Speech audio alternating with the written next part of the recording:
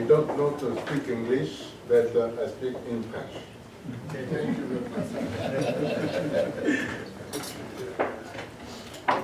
Mesdames et messieurs, je voudrais d'abord vous saluer et vous remercier de l'accueil et de la joie de nous retrouver pour des échanges que je souhaite fructueux sur tous les sujets. Je vous présente donc Nadine Nagel Boukadia, mon épouse, depuis plus de 25 ans. Nous avons un enfant de 37 ans, que je ne me trompe pas parce que j'ai déjà eu des problèmes. Et nous sommes grands-parents d'un petit-fils, d'une petite fille et une petite fille en devenir bientôt. Elle m'accompagne depuis toujours dans le combat politique. Elle est médecin et puis elle a en même temps chercheur en pharmacologie et pilote en même temps. Et en hydrostratégie. Comme elle est scientifique 100%, mais comme elle ne me comprenait pas quand je parlais le langage politique, elle s'est inscrite dans un institut de diplomatie, donc elle a un PhD de géostratégie en hydrologie. Voilà. Très impressionnant.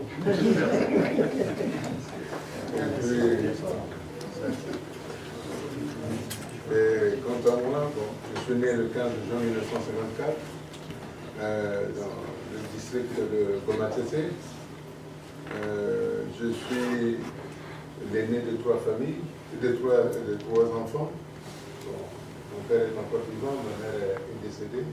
Mon homme en incarcération, c'est mon épouse qui l'a enterré. Le pouvoir n'a pas souhaité me libérer pour rendre les derniers hommages à ma mère.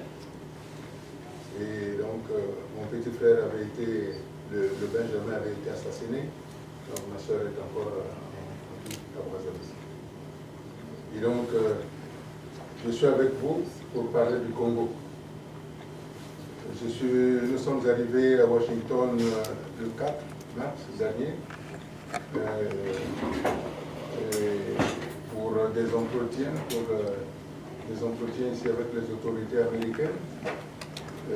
Une visite officielle qui s'est terminée hier par la visite du monument, le Capitole, dans ce soubassement, où j'ai vu l'histoire de la construction ou de la conception de la République des États-Unis, intacte telle qu'elle était. Et c'est pour ceci pour vous dire qu'il oublie tout ce bien se perd en chemin. Malheureusement, en ce qui nous concerne, nous avons des difficultés à maîtriser notre propre histoire politique et notre histoire de notre pays. Au gré des événements du Congo, l'histoire du Congo s'est construite à partir de ces événements-là, en détruisant ce qui a été comme si nous venons ou nous sortons de rien. Aussi, comme l'objectif actuel est de reconstruire le pays par une union nationale, il nous faut peut-être regarder d'où nous venons, c'est-à-dire ce qui a bâti le Congo tel que il est représenté au niveau de la communauté internationale, c'est-à-dire aux Nations Unies.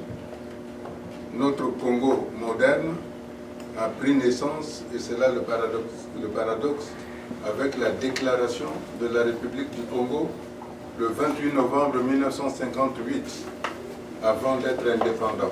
Ça, c'est le premier paradoxe. Aucun pays ne peut être appelé République, puis être indépendant. On est d'abord indépendant et on est République par la suite. Le deuxième paradoxe, c'est que les pères fondateurs de la République, qui furent donc Félix Tshikaya, Jacques Opango et Fulbert Youlou, et Kikungagote, qui était donc associé à Fulbert Youlou, avaient des partis qui étaient représentatifs des populations et non des opinions politiques. C'est ainsi que le matin à 11 h, du 28 novembre 1958, il avait été décidé la transformation de l'Assemblée territoriale du Moyen Congo en Assemblée nationale du Congo. Ça, c'était acquis à 8h, à 11h du matin. C'est-à-dire que les mariés étaient d'accord pour aller voir le maire l'après-midi. Et dans l'après-midi, malheureusement, le président Jacques Opango n'avait pas pu donc assister à la réunion pour valider le transfert effectif des pouvoirs du territoire du Moyen Congo vers l'Assemblée nationale de la République du Congo. Et malheureusement, c'est là où a débuté tous nos problèmes qui nous minent jusqu'à présent. Parce que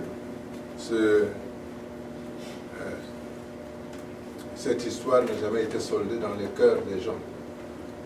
Pour la simple raison, l'après-midi, le président Jacques Opango justifiera beaucoup plus tard qu'il n'avait pas validé le transfert de la République des territoires de l'Assemblée territoriale du Moyen Congo en République du Congo parce qu'il pensait à l'union des États africains, c'est-à-dire le Centrafrique, le Congo, ainsi de suite, en une entité politique, comme le pensait M. Boganda, Barthélemy Boganda.